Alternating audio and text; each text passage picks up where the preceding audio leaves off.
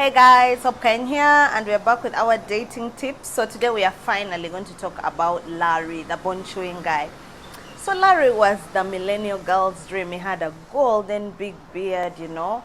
He's one of those people that groomed his beards, and if you were thinking of a photo shoot, you'd probably think of putting like daisies and flowers and roses and I don't know, tulips. He just looked like one of those guys in commercials where you're advertising beard oil and you'd stuck all these herbs and flowers in them to make him look super amazing.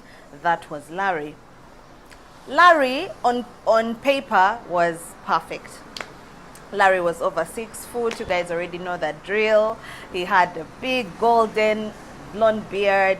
He was he had refined English, you know, like what they call the Queen's English. He had, you know, excellent command of the English language. So I was obviously smitten, guys. I am so into the whole Jane Eyre, Bridgerton thing, you know. I'm like, if I lived back in the days, I think I would be super dramatic when someone writes to me a poem and I'm just like, oh, honey, you're making me want to float into the clouds like a butterfly, you know. I think I'll totally be that kind of person. Anyway, Larry was good on paper. I like Larry. We talked for a while. I've been so fortunate that most of the people that I've talked to are like, yeah, I'm gonna come to Uganda. So we talked, and I was just like, is Larry coming? At this point, I've reached whereby I can talk to someone and they tell me they're coming and I'll be like, okay, cool. So yeah, we continued to talk for a few months, maybe 3 months, and Larry does finally actually come to Uganda. And the most amazing thing is Larry looks exactly how he's been looking. I mean, we're video calling, we're chatting, but there's now the deep fake whereby you don't really know if you're talking to someone or not. So I was like, I need to see Larry. Larry was perfect. So Larry came on a Wednesday, and then we were supposed to go out on Saturday. I was like, cool, yay, I'm going out with Larry.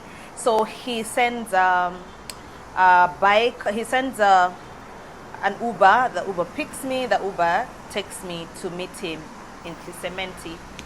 So when we meet in Kisementi, he actually opens the door, he pays the Uber guy, and then he, you know, holds me by the small of my back and takes me up, you know, to the restaurant where we're gonna eat upstairs. So the food comes, we eat. We had the appetizer, which was the chicken wings. So I eat my chicken wings, and because like sometimes, you know, the pointy part, they can leave the feathers on it, or it's just harder to eat like completely. I was like, oh, I'll finish this up and pack it as a doggy bag for my dog Tino. And he goes like, no, we are going to eat those bones. I tell him, no, it's okay, I'm cool. He's like, don't you worry, pass over the bones. He takes it and begins to chew. And I'm just like, okay. So they bring the wine, we start to drink wine while we wait for the main course. So I had ordered a T-bone steak. They bring the wine and the T-bone steak. So I eat, I finish up. I love my meat, guys. If you know me, you know I love my meat. So, and steak is my faves. So they bring the meat, I start to eat, I'm all eating, we're chatting, he's talking to me in that, you know, English accent that reminds me of, whew, guys. Anyway, so we finish eating, or I finish eating, and then the guy comes to clear the table. And he's like, what are you doing? I said, we are done. He's gonna pack for the dog. He was like, oh, what did I tell you?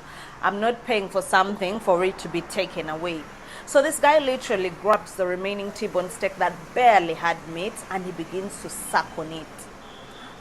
I'm looking at Larry like, what the actual hell? I'm shocked. I'm like, where do we go from here? And the way he's eating that bone, there's just something not right. So I just back off. And I'm just like, no. So I just ignore him. I'm like, you know what, just finish and go. So I get my glass of wine, I finish, and I'm like, yeah, I'm done. So the waiter comes, okay, are you really done? Like at this point, everybody's staring at us. So he's like, no, she's not done. And then he grabs the wine that's left, very little, like a drop, and then he, you know, just takes it out all at once, and he's like, okay, fine, so let's go. I'm looking at Larry. I'm like, Larry, what was that about? And you guys, Larry looks me dead in the face and tells me he has been vegetarian for the past 15 years, and looking at me eating that meat and eating that chicken inspired him to eat chicken. I'm looking at this guy, I'm like, where is the true spirit of veganism? I would never be vegan, but I'm like, no, this is just not okay. There were all the red flags written all over this man. And then he begins to just laugh, like he bursts into extreme laughter. And it's like, Hope, I feel so alive. I feel like this is where my soul belongs. I'm going to come and roam in Africa like a madman and just live with nature, because this is what everything is about. Utilizing your resources. Utilizing your resources. When you kill meat, you have to use all of it. You should never throw stuff away for the dog. This guy is ranting and ranting and ranting. Now we're at the corridor. We are almost going. And I'm just backing away slowly and slowly and slowly and slowly. So I enter into the elevator. I don't see him. And I just disappear.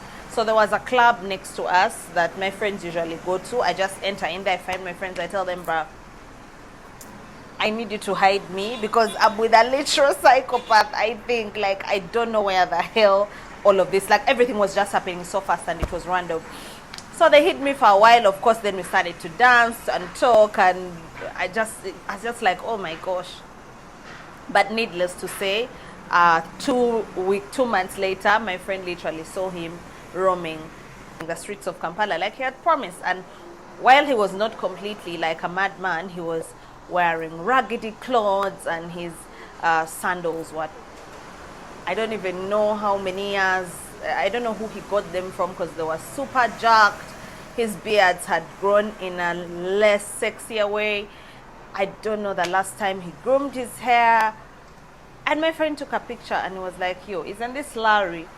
And I just said, no, it's not, because I am not taking the L. Guys, like, what the hell was that? What just happened? Anyway, like, share, subscribe. And the lesson of this story, someone asked me, what's the lesson of this story? The lesson of this story is, don't judge a book by its cover, because you never know what psychopath you're walking into. So be very, very careful.